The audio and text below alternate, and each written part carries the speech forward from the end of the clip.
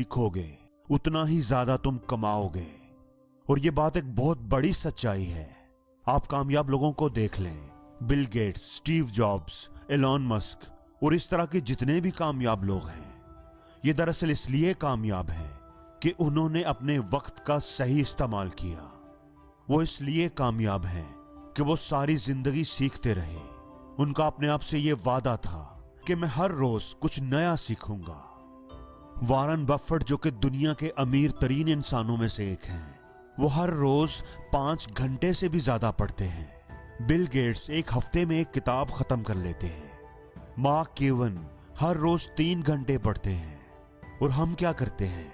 School college में जितना पढ़ लिया, इसके बाद तो हम किताब को हाथ भी नहीं लगाते।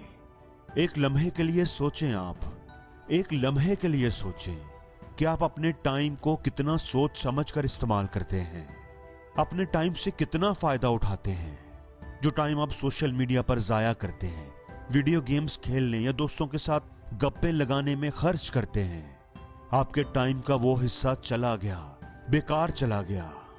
वो अब कभी वापस नहीं आएगा। हमारे आसपास जो लोग हैं और हमें जो नाकामियां मिलती हैं, वो सीना तान कर हमारी कामयाबी के सामने खड़ी होती हैं। बहुत से लोग अपने ख्वाबों का पीछा करना इसलिए छोड़ देते हैं क्योंकि ये उन्हें मुश्किल लगता है।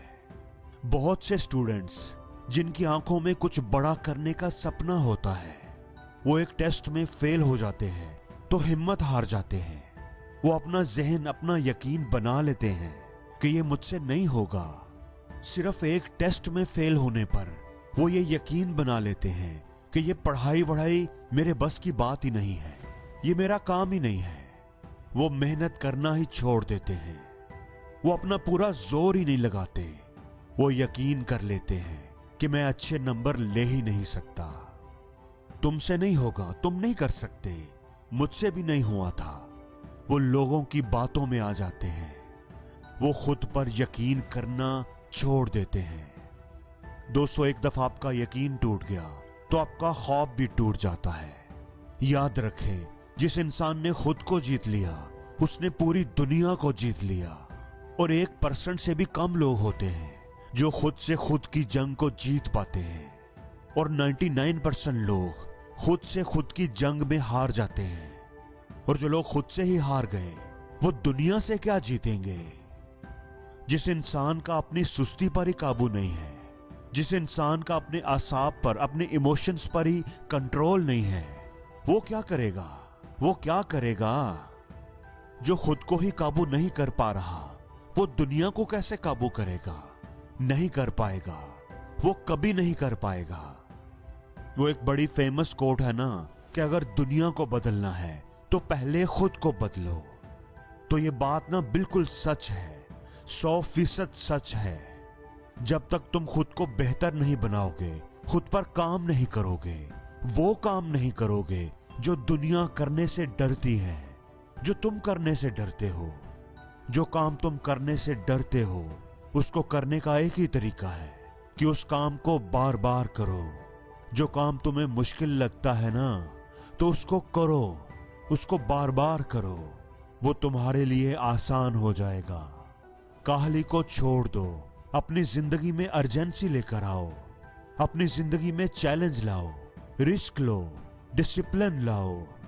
कामों को टालना बंद कर दो, फेलियर्स को आने दो, उनसे डरो मत, घबराओ मत, पेशेंस रखो।